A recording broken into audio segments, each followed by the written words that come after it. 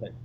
Well, the first thing I wanted to do, and I've already heard from you, I wanted to hear from other people about what we should do in terms of the last classes. Let me pull up the screen here. Nope, that's not it. Oh, it's not. No, wait. Wait, what did I do with it?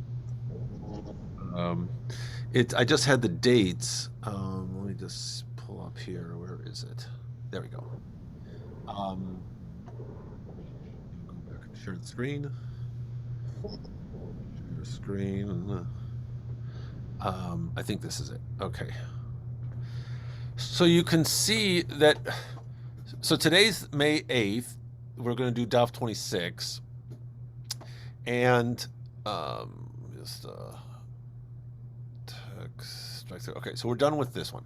Next week, I'm out of town. I'm in Chicago at Spertus. And then the 22nd, then 29th, of course, then the June 5th is Shavuot. So the question is, oh, and then I've got another issue on the 22nd and on June 12th. I thought we were going to be done by now, so I had scheduled some unveilings at 11 o'clock. So that's what I asked if, we should do it later, and you said, which is fine to do it in the afternoon. So that's okay by me. Doing this in the afternoon at we could do it at 1 o'clock instead of at 11. The question that I had though is I was thinking there's only a few, and maybe fewer than I thought, but there's a few of us who are left who have been coming to classes.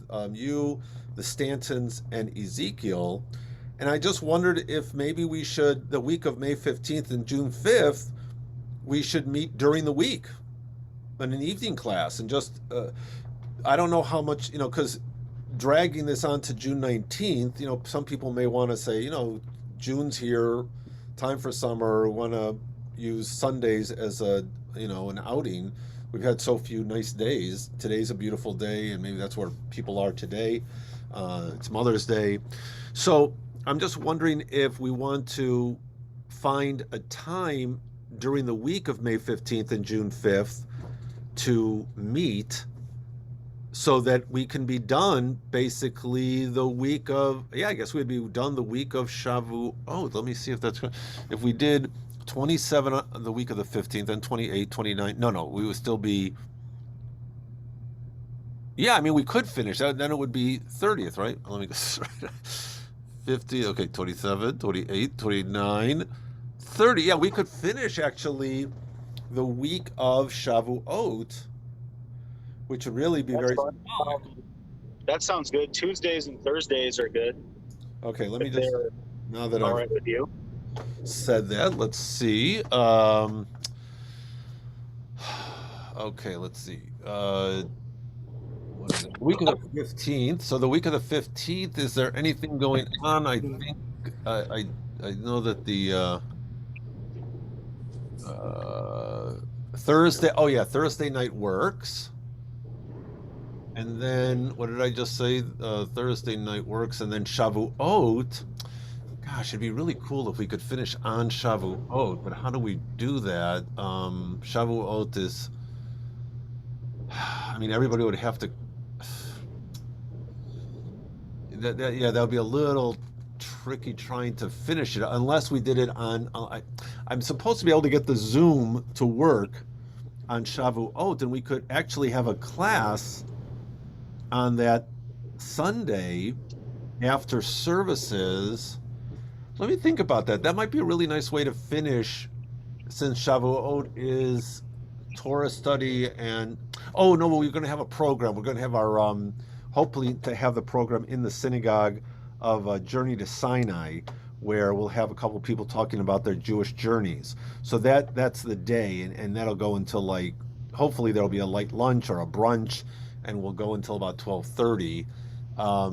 It might be a little much to also do that. All right, so then we'll maybe the Thursday the 9th, or even if we finished on June 12th, if we just later in the afternoon on June 12th, or Thursday, the week of that Thursday, we could finish.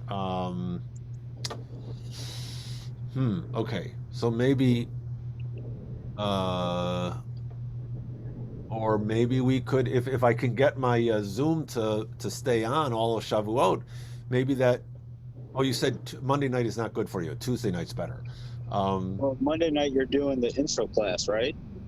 well, that Monday night is a pause. Didn't I? I think I sent you the. Oh, hi Ezekiel. Yeah.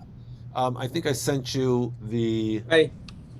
the You sent me the schedule. link with and like the first schedule that was in the Yeah. So didn't it the say? Did it say that? I think we're that, oh, that week we are meeting on a Thursday. That week we're meeting on June 9th because it's Shavuot. But yeah. maybe if I can get, maybe it's worth it if I can. So that I got to remember that. Let me put that over here. Um, uh, maybe if people are willing, we can finish the Masechet on June 6th. If I can get if my Zoom will stay open, um, or if I mean I don't know what people are probably working on that Monday, but Ezekiel, we're just talking about how to finish up class. I sent to people that there are 2 Sundays coming up that that won't work. One is Shavuot, and next week I'll be in Chicago at Spertus Institute getting my doctorate. And then there are 2 Sundays that are available, but I've already promised myself at 11 o'clock to unveiling, so we'd have to do it in the afternoon. And I'm just wondering if people are willing to meet during the week for a class so that we can finish the Masechet by the week of June 5th, so that people, that we give ourselves the summer, and let people have Sundays to go out and do things over the summer. So the more I'm thinking about this, I will try and work it out if people are willing that Monday evening or Monday, early evening, that we just finish our studies. I was hoping that we could get together and do it in person, but maybe that's just not realistic. We could also do it on Tuesday that week. Maybe I'll send out a request and see what people think. Okay. But if you guys, well, I don't know what you guys think. If you'd rather do it online, if we could finish up the Masechet on June 6th, which is Shavuot, second day of Shavuot, and we have the class at on Zoom at 7 o'clock, or would you prefer to have it on Tuesday at, in the evening, and maybe even do it in person so we could, have a little celebration kind of a thing? What In person would be fun. Okay. We did we had this stuff for Naomi's birthday yesterday. And Yeah. that was really nice. Yeah, exactly. Ezekiel, you have any thoughts? I don't know what your work schedule is. Yeah, basically it's a 5 a.m. to I don't have time to get out, but Wait, so you start work at 5 a.m., so you're done so if we did it in the evening, let's say a Tuesday evening on June 7th, could you come in? that will be work. Oh, you work at that time? No, I mean that's work for me. Oh, it's That 7 works. p.m. on Tuesday? Okay. Yeah. All right. So, so what's your work schedule? Usually 5 to 11 to 1:30. Oh, so 5 at night. 5 a.m. Oh, 5 a.m. Oh, so wait, so a 7 o'clock evening class, is that okay? Could you come in for that, or that doesn't work for you? And that works for me. Oh, 7 at night. Okay. So no problem. Okay. So then all right. So we'll hear from the Stantons if they're available or not, whatever. But 7 p.m. on that Tuesday, the day after Shavuot, we'll plan on finishing. That way we can do it in person, and we can have a little celebration, and we can invite people, the whole synagogue, if they want to come see us finish, and we can all recite the Hadran together. That'll be nice. Okay, so that's what we're going to plan. So so that I'm going to resend the schedule. All right, let's see, where is it? Okay, so I'm now going to change this to May. What did I just say? May something. May, not 15. We're going to. Oh, and it's May 19th is Lag BaOmer. Okay, could be fun. So Lag BaOmer, we're going to do it on Zoom. May 19th, we're going to plan. Oh, come on. May 19th, Thursday, 7 p.m. Zoom. And then, so that'll be DAF 27. Then this is DAF, then 22nd, we're gonna have to do this at like 1 o'clock, 1 p.m. Then this will be DAF 29. Okay, that's fine. And then the Shavuot's no good, but the 7th will be DAF X. And that's going to be also wait, that's at the Tuesday at 7 p.m. Okay, so that means we'll finish up by June 7th, and that's good. Then we don't have to worry about another 1 o'clock Sunday time. And wait, why did this do this? And let's do that. Okay, very nice. All right, well, now we can start. Okay. All right, well, now I gotta, wait, I shouldn't have stopped. Let's do share again. So this is a very interesting Parsha, Daf. Let's see, where is it? I gotta, oh, wait, hold on. Two. Wait a minute. Final. This one? All right, what are you seeing right now? Are you seeing the Daf of Talmud? Oh, you guys got to unmute. I can't. Can you see the Daf? I don't know if I'm. Oh, no, I just see the the schedule. Okay. The schedule. All right, let's try. Let's do that again. Okay, all right. I want to go back to this. I say stop share. Share screen. And, aha! Okay, that's where it is. All right. Now you should be seeing it. Yes. Okay.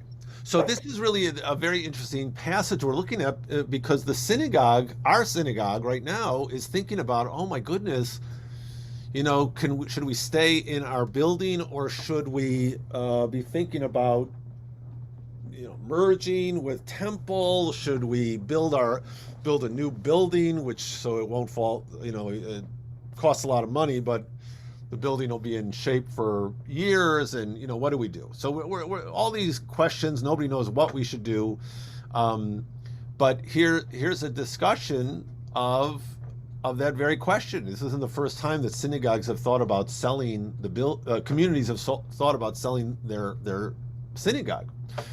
And what do you do with the money? What's the level of sanctity that money that you've now sold this sacred space for is? What do we do with it? So Bnei Ha'ir, this is the Mishnah. Bnei Ha'ir shemachru rechova shel ir lochim b'damav beit ha'knesset lochin teva lochin mitpachat yikhu svarim lochim Torah. Okay. People who live in a town, they sold their town square, and as the notes here explain, this is okay. The Mishnah discusses a case in which the terms of sanctity had already been sold. The items of sanctity had already been sold. The commentaries discuss whether such a sale is permitted ab initio, that is from the start, or only after the fact. Furthermore, the Mishnah mentions only that it is permitted to purchase an item of greater sanctity. And the commentaries debate whether it is also permitted to purchase an item of equal sanctity. Well, that's what we'll get into with the Talmud. All right, and here the halacha is when selling sacred items, the proceeds may be only used to purchase items of greater degree of sanctity. Therefore, residents of a town who sold a synagogue are permitted to purchase an ark or the table on which the Torah is placed. Similarly, if they sold the ark, they may use the proceeds to purchase wrapping cloths for the Torah. So it is kind of interesting here that we're talking, the synagogue does not have the same sanctity as the Torah. So you're going because that's just a space that holds where the Torah is studied and where we worship, but it's not just because it's bigger doesn't mean that it's more sacred. In any case, but here we're talking about the town square. And as Steinsaltz notes, and we're going to see in the Gemara, at times it was used for public prayer, and that's why it attained a certain degree of sanctity. They may therefore purchase a synagogue with the proceeds of the sale. So you can sell the public space and buy a synagogue. If they sold a synagogue, they may purchase an ark which houses Torah scrolls. If they sold an ark, they may purchase If they sold the ark, they may purchase wrapping cloths. That's like the sudar, or probably even the mantle, I think is what they're saying here. Let's see, wrapping cloths were not covered in mantles. They were wrapped in pieces of cloth, which the Mishnah refers to as wrapping cloths. Alternatively, the wrapping cloths mentioned were attached to the back of scrolls to protect them from any damage or wear. I don't know what that would look like, but okay. But something that would wrap and protect the scrolls. So because they're actually touching the Torah scrolls, they have a higher sanctity than the ark, in which the Torah scrolls are housed. If they sold the wrapping cloths, then they could actually purchase scrolls. And when they say here, the term here actually is sfarim, books, but they didn't have books in those days. So Steinsaltz is telling us that we're talking about a certain type of scroll, not Torah, but scrolls. All the sacred books were written on scrolls. They didn't have books back then. So there would be scrolls of each of the books of the Bible. And you could purchase books of the prophets or writings, scrolls of the prophets or writings, with those wrapping cloths. If you sold scrolls of the prophets or the writings, then you could purchase a Torah scroll. The only thing that we have comparable today is the Megillah for Purim. Then we also have it written on a scroll and we read from it. There are congregations, I think I've mentioned this before, that I was in Jerusalem, where they actually read the Haftarah from a scroll. Same thing as the Torah. There's no vowels, there's no trope marks. And that is the custom of some places. I've seen it in Jerusalem. I don't know many other places in the world that do that. Aval, im machru Torah lo yichu sfarim. Now we go the opposite direction. Sfarim lo yichu mitpachot lo yikachu teva lo yichu beit hakneset, beit hakneset lo yikachu et harachov. So you can't go the other direction. If you sold a Torah scroll, you can't use the proceeds to purchase scrolls of the prophets or writings. If you sold those type of scrolls, you can't purchase wrapping cloths, because that's going down in holiness. Wrapping cloths, you can't purchase an ark, you can't purchase a synagogue. And if they sold a synagogue, you can't purchase a town square. V'chein b'motrehen. Similarly with the surplus funds. So if you sold a Torah scroll for $50,000, you couldn't, and then you, well, actually here, wait, let's go the other direction, because it's not clear yet what you can use if you sold a Torah scroll, what you could buy. So let's go the other direction. So if you sold a wrapping cloths for $1,000, you could, according to this, if you sold wrapping scrolls, you could purchase scrolls of the prophets or writings. So let's say you sold this wrapping cloths; they're very, very beautiful, and they sold them for $1,000, and a scroll of the book of Isaiah cost $500. So now you've got $500 left over that $500 cannot be used to fund anything but another scroll. So even the extra money that the surplus funds have to be used for the same level of sanctity. All right, so now the Gemara starts asking questions about this. Bnei ir shemachru rechovah shel ir. Okay, they sold the town square. They can purchase a synagogue. Concerning this Mishnah, Rabba bar Chana said that Rabbi Yochanan said, this is a statement of Rabbi Menachem bar Yossi, but it's unattributed. Even though it's not in there, he knows that it's from Rabbi Menachem bar Yossi. It's a minority opinion, basically. The rabbis, however, the majority, say that the town square doesn't have any sanctity. Therefore, you could sell it and buy anything with it. You could buy another building with it if you wanted to. It doesn't have to be something sacred. So why did Rabbi Menachem bar Yossi have this opinion? We saw this when we studied Ta'anit, that there are times when the community in the midst of a drought would go into the public square and pray there as a community. So therefore, according to Rabbi Menachem bar Yossi, there is a level of sanctity there. It's not the same level as a synagogue, but it is sacred, and you can't just buy anything with it. But according to the rabbis, hahu akra'e ba'alma, it's a happenstance, basically. You don't always have a drought.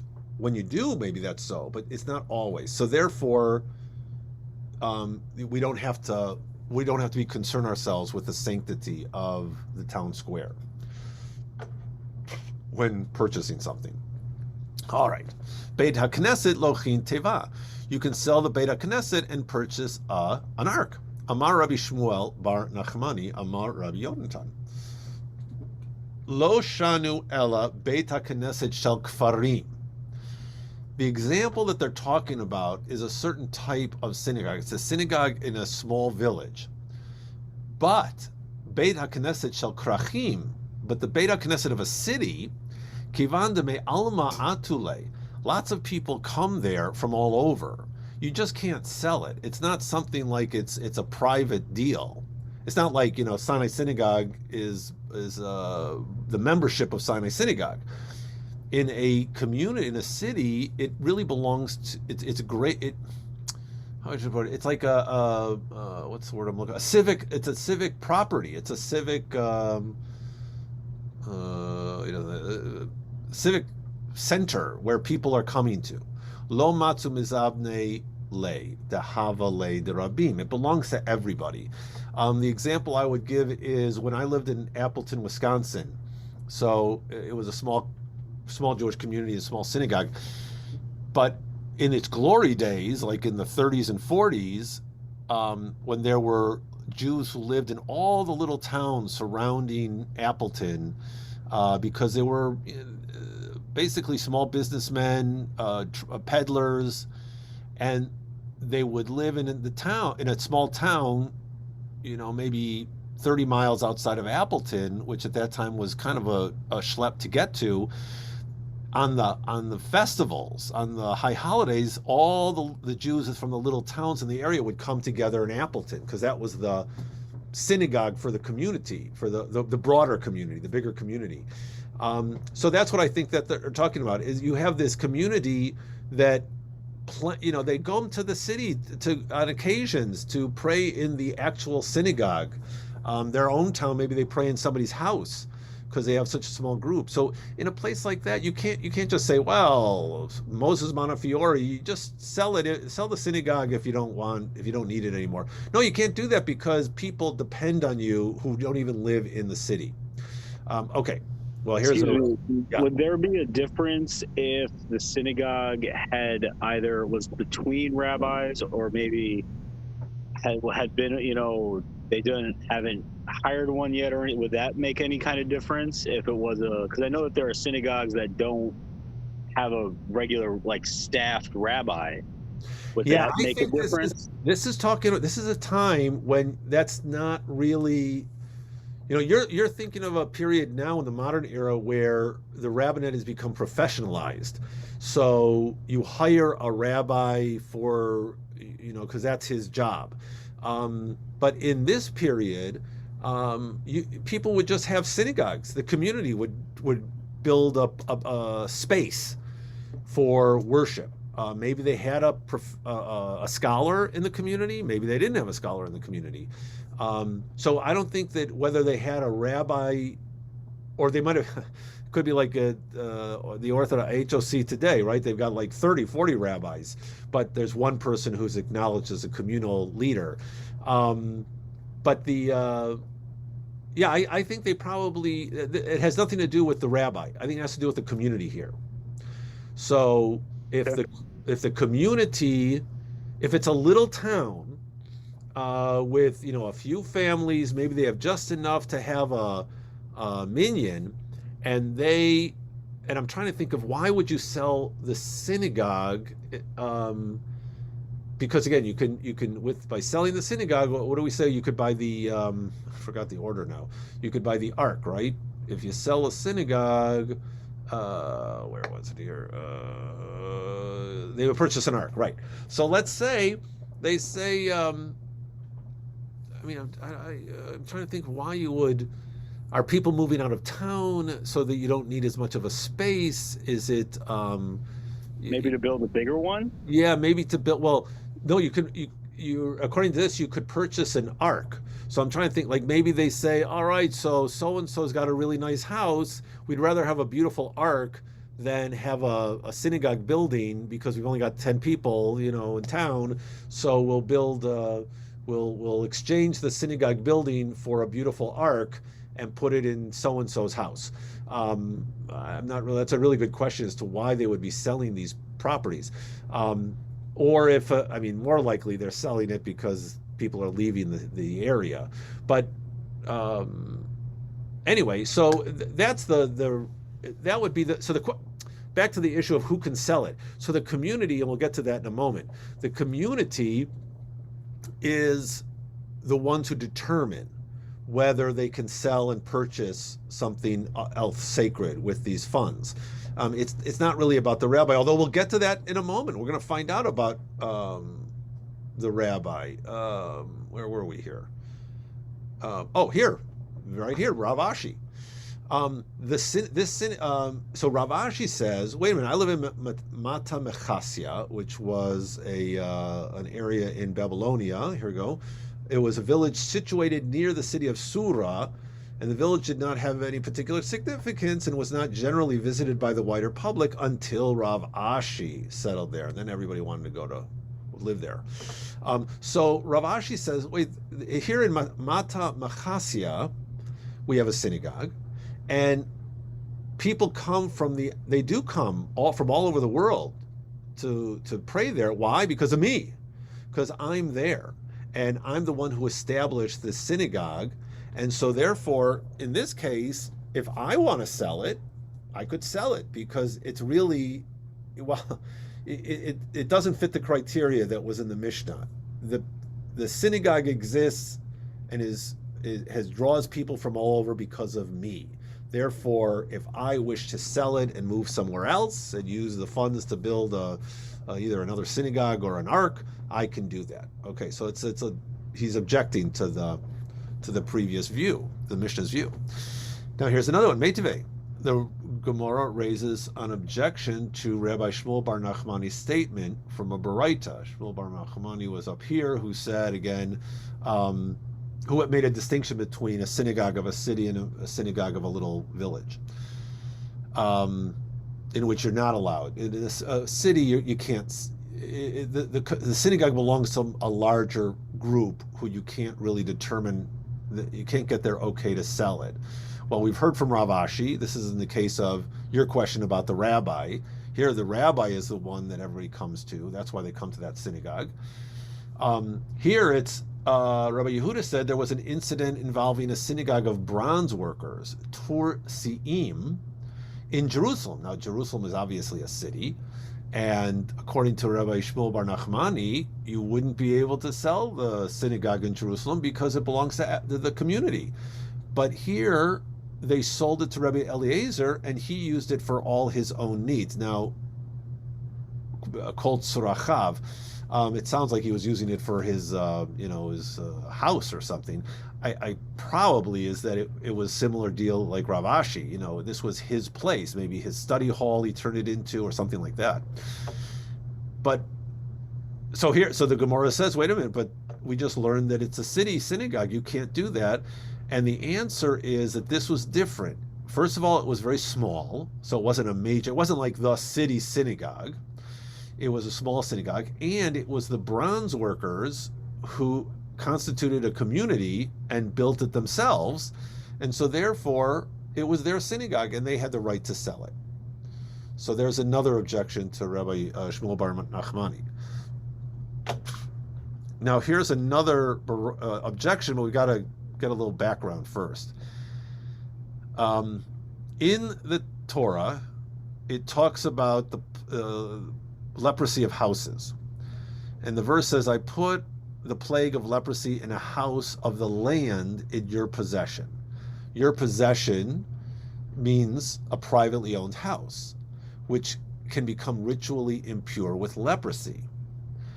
But a house in Jerusalem cannot become ritually impure with leprosy because the Jerusalem belongs collectively to the Jewish people, and there's no sense of private ownership in Jerusalem. At least that's what they're claiming here. Rabbi Yehuda said, I heard this distinction stated only with regard to the site of the temple alone, not with regard to the city of Jerusalem. So first of all, so we have two opinions here. One is that the leprosy can't impact on, or it can't, well, it might impact, but it can't make a house in Jerusalem impure because it belongs to everybody.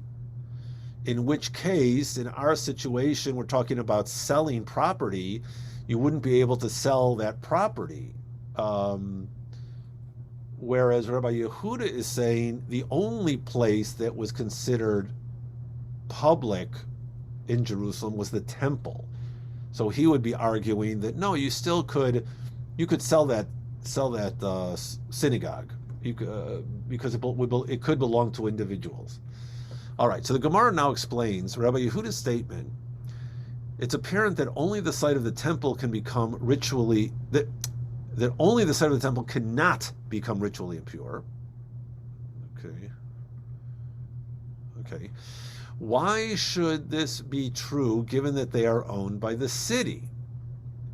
Oh wait, sorry, I missed a line here. But synagogues and study halls in Jerusalem can become ritually impure, which means they're owned privately, which means they could be sold by individuals or groups of individuals. Why should this be true given that they are owned by the city?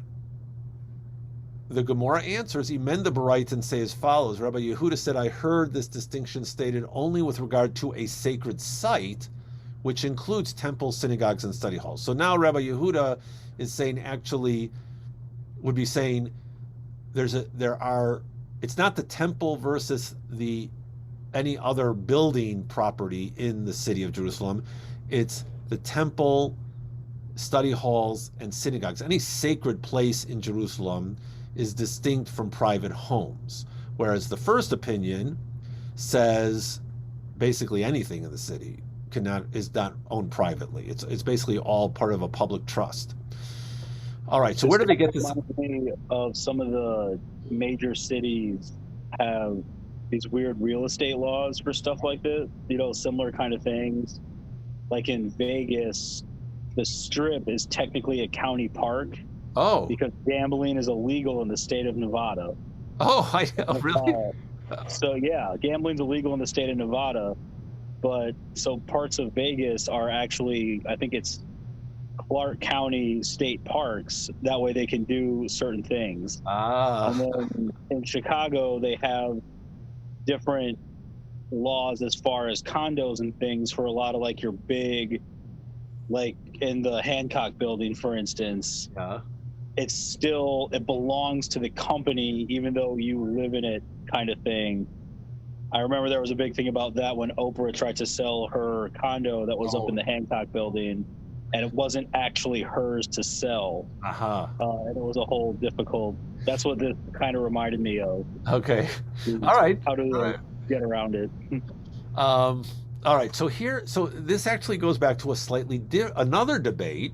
The origins of this debate between the first Tana and Rabbi Yehuda to another debate, which is that the first Tana holds that Jerusalem was not apportioned to the tribes.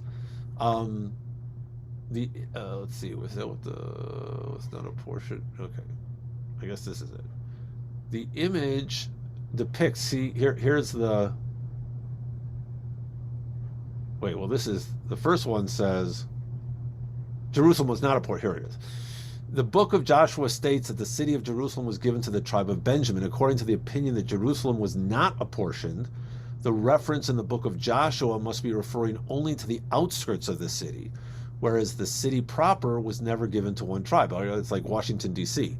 Alternatively, the city was initially allotted to the tribe of Benjamin, but later Jericho was given to them in exchange for Jerusalem. From that point, it became a nationally owned city. Okay, so one opinion says Jerusalem belongs to everybody. No, not to one of the tribes. Rabbi Yehuda holds no, it was apportioned to the tribes. And here's a picture over here of the apportionment. See, they even split the temple was divided into the two tribes. Although, and here they go on. One Tana holds that Jerusalem was apportioned to the tribes as it is taught in the Braita. What part of the temple was in the tribal portion of Judah? Down here, it was the Temple Mount, the temple chambers, the temple courtyards, and Benjamin had control of the entrance hall, the sanctuary, and the Holy of Holies. So the more sacred stuff belonged to Benjamin. Oh, and a strip of land issued forth from the portion of Judah and entered into the portion of Benjamin, right here in this little orangey section in the entering into the blue. And upon that strip, the altar was built. And the tribe of Benjamin, the righteous, would agonize over it every day, desiring to absorb it into its portion due to its unique sanctuary. And as it's stated in Moses' blessing to Benjamin, he covers it throughout the day and he dwells between his shoulders. That's from Deuteronomy. And the Midrash reads it literally talking about the temple. The phrase covers it is understood to mean that Benjamin is continually focused upon that site. Therefore, Benjamin was privileged by becoming the host, Ushpizchan, of the divine presence as the Holy of Holies was built in his portion. So he was so anxious about this little piece that was so sacred, and they really wanted it in their area. And as a reward for, I guess, not doing anything about it or not like attacking Judah for that little piece, they were given the Holy of Holies. All right. Okay, that was one Tana. The other Tana of the origin of this argument holds that Jerusalem was not apportioned to the tribes as it is taught in a Baraita. This is really interesting. One may not rent out houses in Jerusalem due to the fact that the houses do not belong to those occupying them, right? I mean, it's a public trust. Rather, as is true for the entire city, they are owned collectively by the nation. Rabbi Elazar Bar Tzadok says, even beds may not be hired out. Therefore, in the case of the hides of the renter's offerings that the innkeepers take in lieu of payment, the innkeepers are considered to be taking them by force as they did not have a right to demand payment. So what this is talking about is, I'm going, it's Pesach, it's Shavuot, I'm coming to the city, or I'm coming because I'm making an offering. I want to make a celebration offering, and I get to keep some of what I'm offering. I get to keep the skins besides some of the meat, and I take the hides are very valuable to people, so I take it with me from my day at the sanctuary. But since if I own a home, if I live in a home in Jerusalem, that like that Oprah situation, the owner sees himself as owning that house, but I can't make any money off of it. Because I'm not allowed to rent it. That's just the rule of Jerusalem. So I'm I'm supposed to rent these rooms out because people need places to stay, but I can't make any money off of it. So what do? I stake the hide. Oh, you made an offering? I'll just take the hide from you. That's what you have to give me. And that was seen as basically stealing, or imposing. Let's see. Some claim that this no, that's a halacha. I want the notes. Oh, they don't have any notes on this. Okay, but anyway, that was an issue. It sounds like they were muscling the renters to take something by force because they couldn't get payment. So Amar Abaye, Shmamina orech ar al mishbak enash gulfa umashcha beushbize. So therefore, Abaye says, here's an ethical lesson for you, or proper etiquette. For a person when they come to stay at an inn, you should always leave something as a thank you, as a gift for the service that he received, right? So instead of having the innkeepers forcibly take something from you, if you're staying at this place, you should give them a gift as a thank you. Now I'm assuming he's talking about Jerusalem, where there's no payment. It's appropriate to give something of yourself. Initiate the offering yourself. Don't force the guy to take it from you, because he can't. By rights, he's not allowed to take any payment for you using his property. So that's an interesting rule. That's why I said in the notes, that's why when you stay at a hotel, you should always leave something for the people cleaning up the room. All right. That's new topic. Amar Rava, Lo shanu ela shelo machru shiv'at tovei ha'ir b'ma'amad anshei ha'ir aval machru shiv'ei tovei ha'ir b'ma'amad anshei ha'ir mafilu lemishtabe shichra shapir dami. Okay. Rava said they taught that there's a limitation on what may be purchased with the proceeds of the sale only when the 7 representatives of the town. Now, literally, it's the 7 good people of the city. He translated 7 representatives. These are people who are appointed to administer the town's affairs. So this is kind of, the way I would say, like today, you know how some cities, they have managers? They're very small. They might even have a mayor, but it's really the city manager, the one who runs the affairs of the city. That's kind of like what we're talking about here. So they appoint 7 people to administer the town's affairs. If they have the right to come before the assembly of the residents of the town and say, this is what we're going to sell this property, this sacred property. If they do that, that's okay. Then they have the right to sell it. And if they do that, if they get permission, they say, we recommend we sell this property or this sacred item, and I guess he's talking limiting here now. We're just talking about the synagogue. The 7 representatives of the town have a right to sell the synagogue. Again, where the issue is, does the synagogue belong to the broader community? Here it's these representatives, these managers say, we'd like to sell the building, and the assembly agrees, or maybe they don't even have to agree. Maybe they just like, okay, we gave you permission. They can sell it for anything. They can even drink beer with the proceeds. Once they sell the property, because they have the authority, sanctity of the synagogue dissipates. And they can use it, and then it's just regular money. The Gemara relates, Ravina havale hahutila deve kanista atal kame the Ravashi. So Ravina had a certain piece of property, and there were ruins of a synagogue on it. So this is not a synagogue; this is the ruins. And he wants to, and he asks, what's the halacha with regard to sowing the land? Can I, the synagogue, the property is mine. There is an old synagogue that's fallen apart that's on the property. Can I take it down and use it to farm?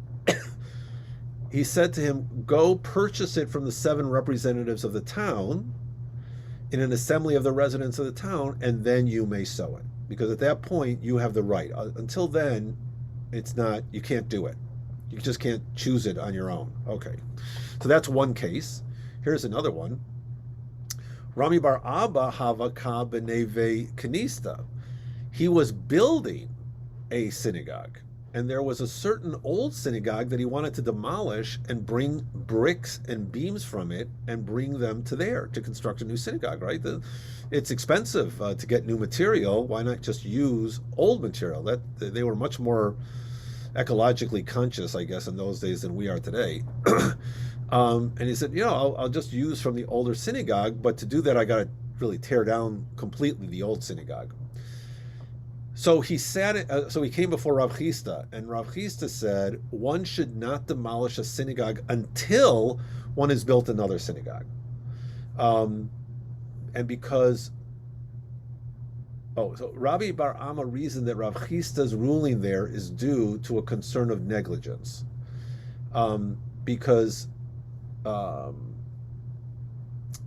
So he went to Rav Chisda, and Rav Chisda says, no, you can't do it. So he figures, well, probably Rav Chisda is assuming that I'm not going to finish building, I'll completely demolish the old synagogue, take the materials, and then walk off. And maybe I'll never get to finishing the new synagogue. So he goes to Rav Papa, and he asks his opinion, and he prohibited him from doing so. He then came to Rav Huna, and he also. So everybody agreed, sorry, you can't do it. If the building, you're talking about building a new synagogue but to do that, you need to destroy the old synagogue, and that's, there's a concern there that you won't, that there'll be a time lag in between the two, and maybe it'll never get built. Now let's see. A synagogue may not be demolished even if one tends to build another one. Some prohibit this even when there are 2 synagogues in the city, while others are lenient. This is the halacha. In a case where it is prohibited, one must first build a new synagogue, and only then may the old one be demolished. See, and I think what they're basing it in is, if we go back to the opening of the Mishnah talks about it in the past tense. They may purchase, if they sold a synagogue, they may purchase an ark. That's like, you sold it, and then you said, okay, now what do we do with the money? That's after the fact. The case of Rami, I just lost it. Rami Bar Abba, is that he was not yet. He was asking before. That a lot of times, if you ask for permission, the answer is no, because you can't do it. Lachatchila is the term. In Latin, it's ab initio, before the fact. But after the fact, yeah, all right, it's done. You can do something that might not have been permissible after the fact. I mean, before the fact. So in these cases, he hadn't. It wasn't like he destroyed the synagogue. He was asking, "Can I?" And the answer is no. Now here Rava offers an opinion with regard to this synagogue. Exchanging it for a different building or selling it for money is permitted, but renting it out or mortgaging it is prohibited. So the question is, okay.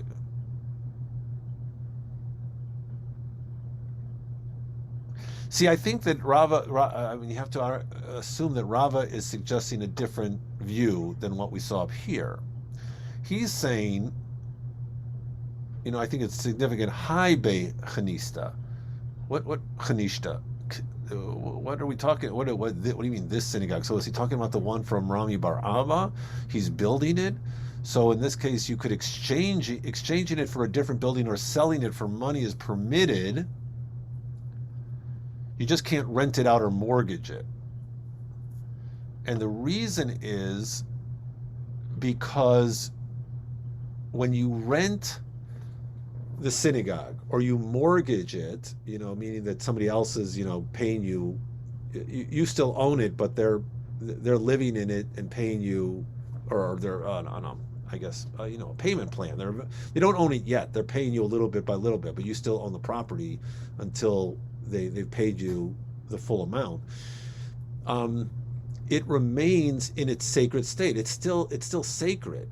So therefore, you can't rent it out, because what if you rent out the synagogue? Here, it's like this. It's like the if the people who owned the synagogue downtown near the Cubs field, what was it? It's B'nai Sons of Israel synagogue. If the people of Sons of Israel rented it to or sold it with a mortgage to the Cubs, the South Bend Cubs, and then what do they do with it? They turn it into their store for selling merchandise. Okay, the synagogue still has sanctity because it's owned by the people who of the synagogue, and you can't use it for that purpose. If you sold it, now here they're saying if you sold it, and I guess with all the restrictions, 7 good people of the managers of the community, and they agree that it's permissible to sell it, and they say it's worthwhile, the building's falling apart, and we can use the money for something sacred. Then you could sell it, and the Cub owners could put up their store, their Cub store, but the money you have, that sanctity has now been transferred into the money. And the money that the owners of the Sons of Israel synagogue would have to use it for something sacred. Now, the Sons of Israel was long gone by the time they sold it to the Cubs, but anyway, that's an example. All right, so the same halacha is also true of the bricks of a synagogue. Exchanging them or selling them is permitted, but renting them out is prohibited. So I think this story comes as a response to what we saw up here. The Gemara is suggesting that Rami bar Abba, if he had asked the Gemara, they would have permitted him to do what he wanted to do. But he asked Rav Chisda, Rav Papa, and Rav Huna, and they said no. Okay, so same thing. So renting it out is prohibited. This applies to old bricks that have already been part of a synagogue. But as for new bricks that have been only designated to be used in a synagogue, we have no problem with it if they are rented out for a non-sacred purpose. Okay, because you haven't turned it in. It's just you bought 1,000 bricks that you're going to use, or yeah. You bought 1,000 bricks, and you say, well, we're going to use these bricks to build the new synagogue. But somebody comes first and says, hey, can I borrow those bricks to put up my Cub store? You can say, oh, yeah, we've only designated it, but we haven't actually built the synagogue yet, so that's okay. So until the structure is built, when it's only intended, it doesn't yet hold sanctity. And even according to the one who said that mere designation is significant, although a certain object was not yet used for the designated purpose, the halachic ramifications of using it for that purpose already take hold, right? So a person who says, no, if you said the bricks are going to be used for the synagogue, you can't really do it. You can't use it for anything. This applies only in a case where it was created from the outset for that purpose. For example, one who weaves a garment to be used as shrouds for a corpse. Right? So if you said, so in the case of a tachrichin, you've woven the garment as shrouds. There's really nothing else you can use those shrouds for except for a corpse, for clothing the body, therefore that cloth, that shroud, can't really be used for anything else. But if you just had the textiles, and you hadn't yet started to sew it together, then you could rent it out or let somebody use it for some other purpose. But in this, so it's the same thing with the bricks. Here, the bricks are comparable to already spun thread that was then designated to be used to weave burial shrouds. Concerning such designation, where nothing was specifically created for the designated purpose, there is no one who said that the designation is significant. So if you just have a bunch of bricks and you say, oh yeah, well, we were going to use them for the building, but we haven't used them yet, that's one thing. If you hired somebody to make the bricks with the purpose of building a synagogue, that's already a higher level of intention, and you can't just use it for, you can't just rent it out for anything at that point. You've already, the whole point of those bricks is to make the synagogue. So it's not like you went to the store and bought a bunch of bricks. So there's a little bit difference there. There's a difference in intention. When do you make that designation? When is it significant? All right, here's another. Okay, so what about a gift? Rav Acha and Ravina disagree about whether it is permitted to give away a synagogue as a gift, which then could be turned into a non-sacred purpose. One of them prohibited it, the other one permitted it. We don't tell us who is behind each purpose, opinion. The one who prohibits, it says, is it possible that with this act of giving alone, its sanctity is removed? That can't be the case. Since the synagogue was not exchanged for anything else, there is nothing to which the sanctity may be transferred. So this is an interesting idea here. We saw it up above. There is a certain amount of sanctity with a synagogue or any of these sacred objects, which is inherent in the object. It's intrinsic to that object. When you transfer, where does the holiness go? If you sell it, we said the holiness goes into the money, and the money then can then be used to build something sacred again. That's why you can't use the money for anything. But if you give it away, where is it going? Is it staying in that? Is it intrinsic still? Because where is the holiness gone? So they're saying, so one opinion says the sanctity can't be removed. So therefore, if you can't really give it as a gift. The other one who permits it as giving it as a gift reasons that if the donor did not receive any benefit from giving the synagogue, he would not have given it. So there must have been some benefit to giving it away. And whenever there's a gift, there is some kind of a benefit. You feel good about yourself giving the gift, giving someone a gift. This is actually on Shabbat. Obviously you can't buy and sell things on Shabbat, but you're not supposed to give a gift on Shabbat either, because it's the same idea here. You're gaining something, even though it's not a sale. The gift giver is receiving. It's too close to a sale, because you're giving something of value. You're getting something back. That is the good feeling of giving somebody a gift. So technically, we're not supposed to give gifts on the Sabbath. All right. Continuing here, the sages taught in a Baraita, articles used in the performance of a mitzvah may be thrown out after use. And they make a distinction here between tashmishe mitzvah and tashmishe kedusha. Tashmishe mitzvah is, wait, am I still online here?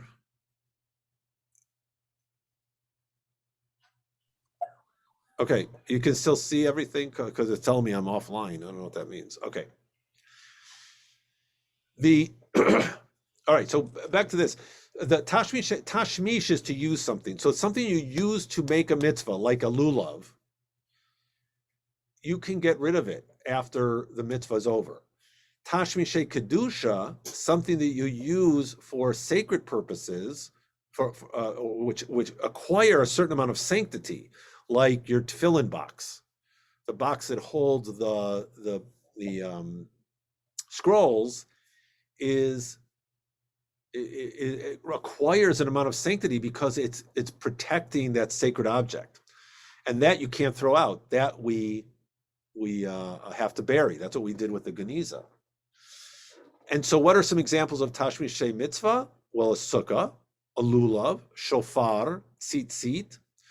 And these are Tashmishe kedusha.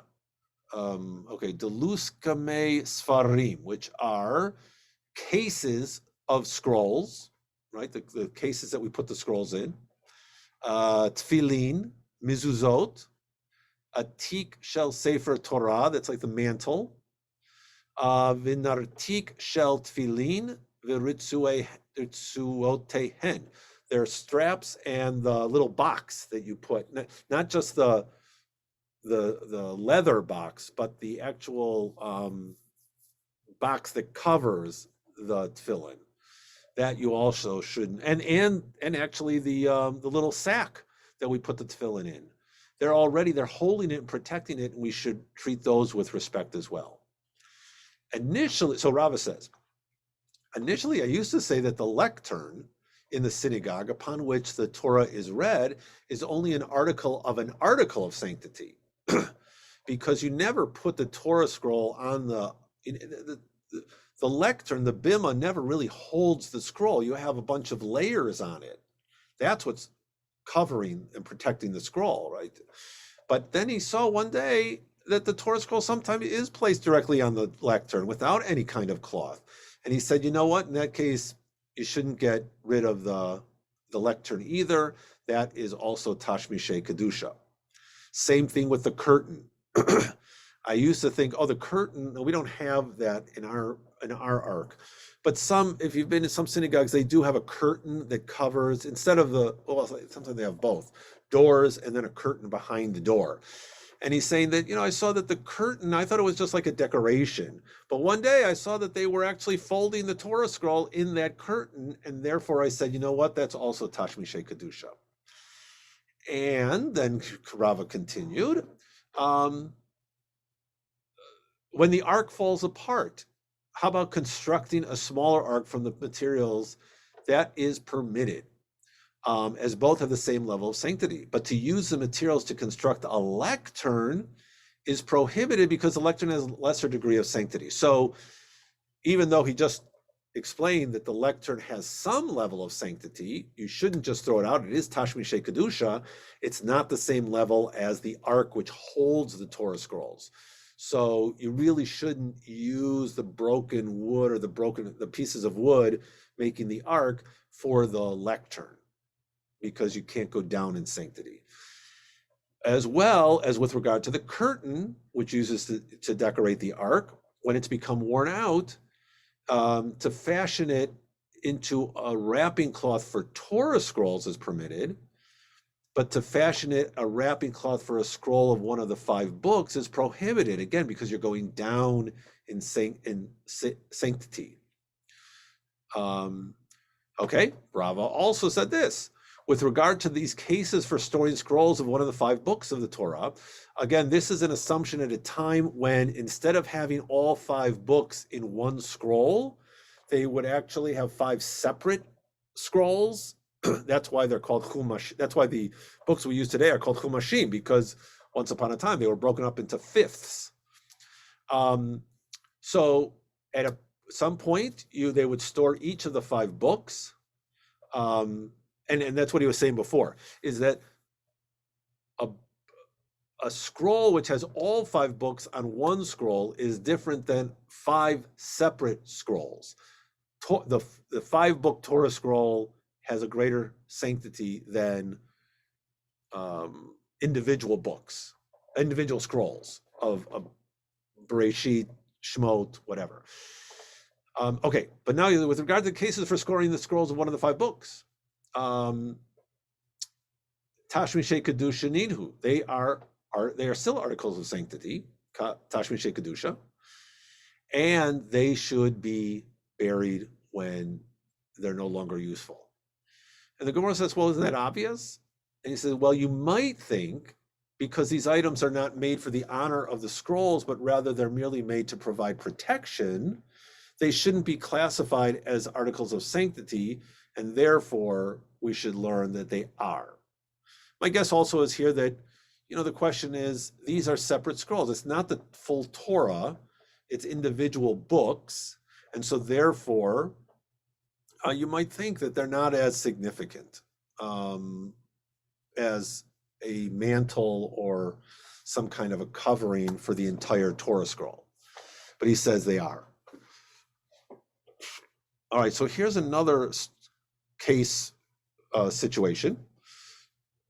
In Rome, there was a synagogue that, and you know, a synagogue again was not just a place where you go pray, but it was literally Beit Kanishta is a place of gathering. So in this synagogue, they used to have a space, a room, where they would bring the corpse. So it was like a funeral home as well as a prayer space. The problem is that if you put a corpse in a building, ritual impurity is spread throughout the synagogue, and a person who's a priest is not supposed to be in such a building.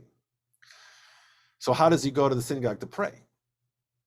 So they tried to figure out a solution, and they spoke to Rava, and he said, lift up the ark and put it down in the opening between the two rooms, because a wooden utensil that is designated to rest, that is in one place, you don't move it, it's an immovable object.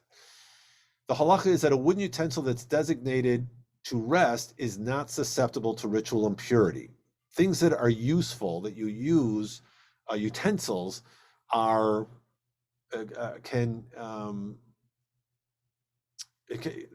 utensils are susceptible to ritual impurity. But if it's not movable, then it's not. So here's the note. A wooden utensil is susceptible to ritual impurity, only if it can be moved when filled and when empty. A very large utensil that can be moved only when it is empty is not considered a utensil and is not susceptible to ritual impurity. So this has to do with the rules of ritual impurity. And so we're talking about an ark, which is really, you know, if you think about the ark in the chapel, it's huge. You can't move that. So if you could actually move it and put it in between rooms, then it acts as a barrier to the ritual impurity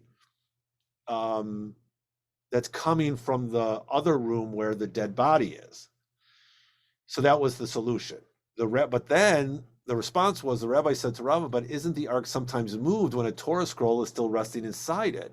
And therefore it is a utensil that is moved both when it is full and when it is empty. Such a utensil is susceptible to ritual impurity and cannot prevent ritual impurity from spreading. He said, and that's true, then you can't do it. So instead of imagining the ark that we have in the chapel, it'd be some kind of a movable ark that you can move around, and sometimes you can, you know, it's smaller and you can just move it around. And in that case, it is susceptible to ritual impurity. It wouldn't stop the impurity from spreading. Marzutra says, with regard to wrapping cloths of Torah scrolls that have become worn out, they can be made into shrouds for a corpse with no one to bury it. It's called a mate mitzvah. It's a mitzvah to care for this dead person because there's no one, they don't have anybody, we don't know who their family is. There's nobody who claims the person. And so it's a mitzvah for the whole community to care for this person. And this is their most appropriate manner for being interred. So you see this is a very interesting way. First of all, it's saying that tachrichin for a deceased body does have a level of sanctity because they're covering a body which does have a level of sanctity. And also that this is it's like you're killing two birds with one stone. I guess that's not the right metaphor, but you can also, that's how you can bury those wrapping cloths in a most appropriate manner because you're covering the deceased person, which is holy, and you're burying it at the same time. And Rava said, a Torah scroll which has become worn out is interred and buried next to a Torah scholar. And in this regard, a Torah scholar is defined even as one who only studies the halachot and the Mishnah and the Baraitot, but is not proficient in their analysis. So this is afilu shoneh halachot. So that's a lower level of scholarship, right? It's a person who is somewhat knowledgeable in Jewish law, but certainly not a person that maybe people are going to ask questions of, difficult, concerns they have. But it's just somebody who kind of knows their stuff.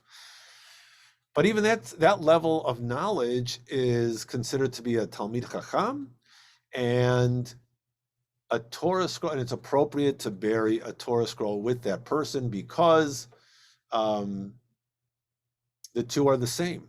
A person who is filled with Torah knowledge is comparable to the Torah itself. Oh, internet connection is unstable, but we're almost done.